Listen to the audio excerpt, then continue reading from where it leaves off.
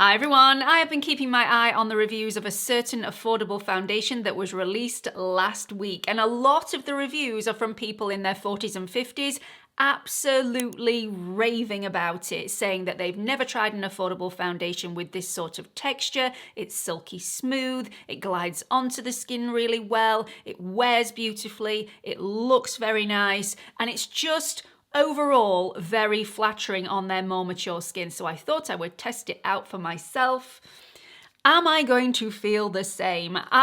If you've never met me before, hi, my name's Gemma. If you are a returning viewer, welcome back, great to see you again. Just a little bit of background, I do have combination skin, I have an oily T-zone, I have really dry patches around my mouth, and I can often get flaky patches as well. So will it work on my skin?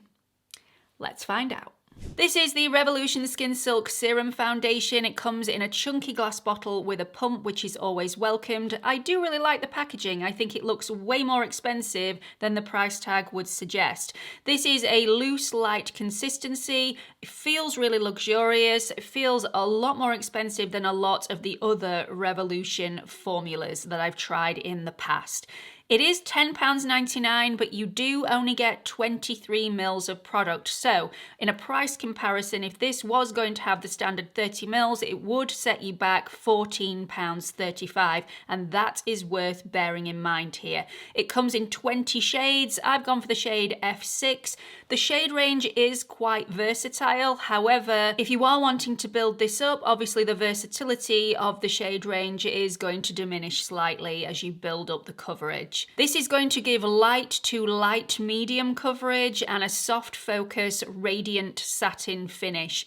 It's supposed to be very lightweight, and some of the beneficial skincare ingredients within the formula are peptides, vitamin E, glycerin, and sodium hyaluronate. It is alcohol-free, but it does contain a fragrance and essential oils. Although that being said, I don't think the fragrance is overpowering, and as soon as it hits my skin, I can't smell it at all. I bought the shades F6 and F7 because they were the ones with neutral undertones for light skin tones, and I think they're a little too deep for me, but the formula didn't oxidize, which is a really good job because I think if this had gone any deeper, it would have started to look a little silly. I've tried this on several days and used between 1 and 2 pumps on each day. Today I've used 2 pumps to get medium coverage. It applies incredibly smoothly, it does sink into the skin, and I don't find that it sits in pores or fine lines. This is supposed to blur imperfections, however, I'm not sure if it does. It's definitely not airbrushing on my skin, but although my skin looks smooth,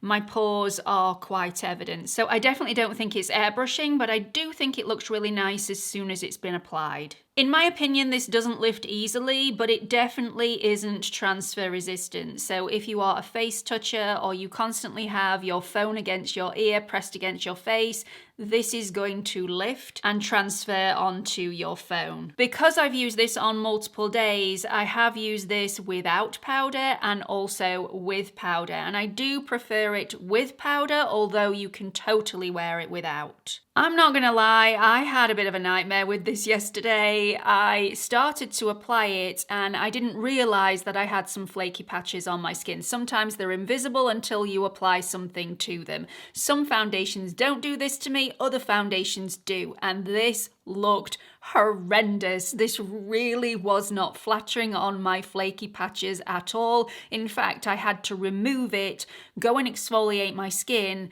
and come back and try again. And it still wasn't perfect, but it was much better. So those dry flaky areas that are invisible when you first wake up and put your skincare on, they're not invisible once you apply this foundation. Flaky skin aside, this did also sit in the dry patches around my mouth, but as the day went on, it looked better and better as my natural oils softened those dry patches. The foundation also didn't go cakey even after 12 hours wear, but you definitely can see all of my dry patches and all of my pores. So it wasn't super flattering, but it lasted a really, really long time. It does say on the website that this is suitable for all skin types. I'm always really wary of brands that say their foundations are suitable for all skin types because, let's face it, This foundation, or any foundation, is not going to work the same on a super oily skin as it is on a super dry skin. It's just not going to happen. So I think this is a completely wrong reflection of this foundation. I think this will look really nice on a normal skin. I also think this will look nice on a slightly oily skin or a slightly dry skin. I do not think this looks nice on a really dry skin, and I don't think this is going to look nice on a really oily skin, because as you can see from the after footage, it does go a lot shinier throughout the day, and I have dry skin. So imagine what it's going to look like on a really oily skin at the end of the day. If you do happen to have some dry, flaky patches on your skin, give this foundation a wide berth, because it's not pretty on those areas. I speak from experience. I have this on today, and I've got to say, I think it looks really beautiful. So definitely no complaints there. Do I think it is the most flattering, affordable foundation that I've ever had on my skin? No, but it is all down to personal preference. I prefer something that's slightly more on the natural matte end, so that it's smoothing, blurring, and airbrushing on my texture and my pores. And although this says that it's going to achieve the blurring look, I don't think it does. So for me, this is not going to be a foundation that I wear every single day, but if you're not after those characteristics of a foundation, you may absolutely love this, because it does wear very well. Yes, it goes shinier throughout the day. What foundation doesn't? But the foundation was all there after 12 hours, and I think for a non-transfer resistant foundation, that is pretty decent. The one thing that I want to say though is that if you are a medium coverage person, you are going to be using 2 pumps of this every single day, and you only get 23 mils. So this goes from what should be an affordable foundation for the initial price outlay to actually being quite an expensive foundation, because you're going to be repurchasing this far more often as you would be if you picked another foundation. So take that as you will.